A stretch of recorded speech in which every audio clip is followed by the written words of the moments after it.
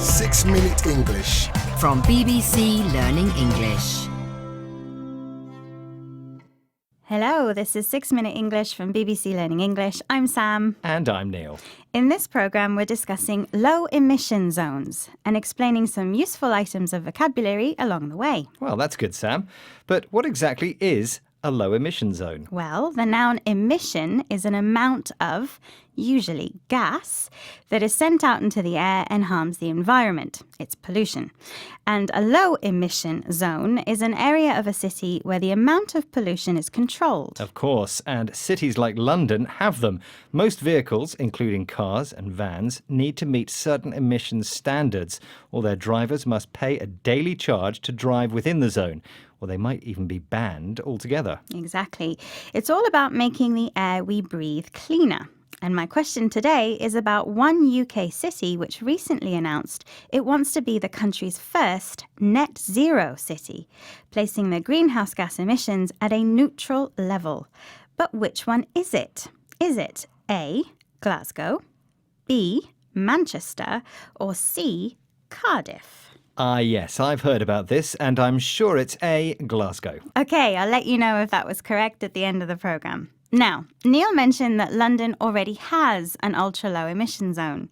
But this year, other UK cities, including Bath, Leeds and Birmingham, are also bringing in clean air zones. And around the world, many other cities like Beijing, Paris and Madrid have these zones.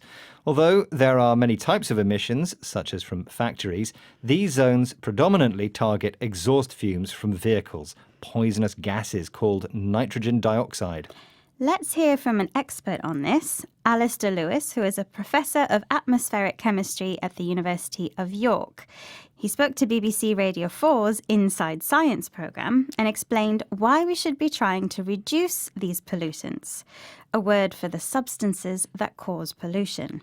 Most of the evidence we have now on air pollution is that we continue to see health benefits by reducing pollution even when you're below the target value.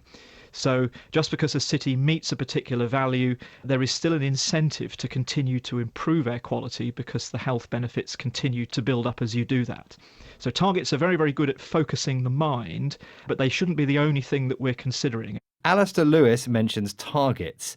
These are official levels of something that need to be achieved. They give us something to aim for, in this case, reducing air pollution.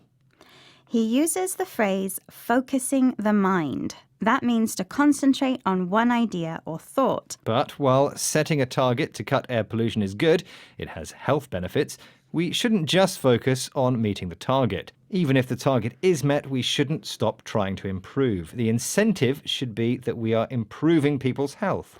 And an incentive is something that encourages someone to do something. So I think it's accepted that creating low emission zones is an incentive because it encourages people to either not drive into cities or to at least drive low polluting vehicles. And of course, changing to electric powered cars is one way to do this. There's more of an incentive to do this now, at least in the UK, because the government has said new diesel and petrol cars and vans will be banned from 2040. But pollution from vehicles is just part of the problem, as Alistair Lewis points out.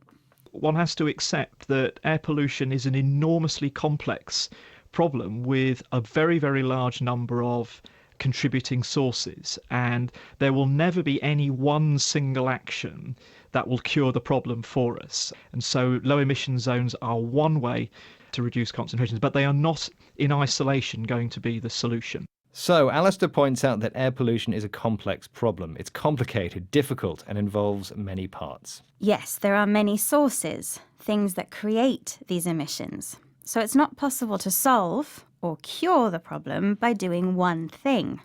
Low emission zones are only one part of the solution to the problem. He said it was one way to reduce concentrations. He means amounts of substances, pollutants, found in something, which here is the air. Well, earlier, Neil, you had to concentrate your mind and answer a question about emissions. I asked which UK city recently announced it wants to be the country's first net zero city, placing their greenhouse emissions at a neutral level. Was it A, Glasgow, B, Manchester, or C, Cardiff? And Neil, what did you say? I said it's Glasgow. And it is Glasgow. Well done, Neil. It wants to become the UK's first net zero city, and later this year it is hosting a major United Nations climate change summit. Okay, Sam, I think we need a recap of the vocabulary we've discussed, starting with emissions. Emissions are amounts of, usually, gas that is sent out into the air from things like cars. They harm the environment. And pollutants are the actual substances that cause pollution. To focus the mind means to concentrate on one idea or thought. And we mentioned an incentive, which is something that encourages someone to do something. Complex describes something that's complicated, difficult, and involves many parts. And when talking about pollution, we sometimes talk about concentrations. These are amounts of substances or pollutants within something. So, in a polluted city, we might find high concentrations of nitrogen dioxide because of all the traffic. It's not great for our health, Sam. Indeed, Neil. That's why we need low emission zones. And that brings us to the end of this 6-Minute English program. See you soon. Bye. Goodbye. 6-Minute English. From BBC Learning English. Hi everyone, we hope you enjoyed that video and thank you very much for watching. We have so many more just like it, so if you don't want to miss a single one, make sure to subscribe and we will see you regularly. Hope to see you soon. Bye guys.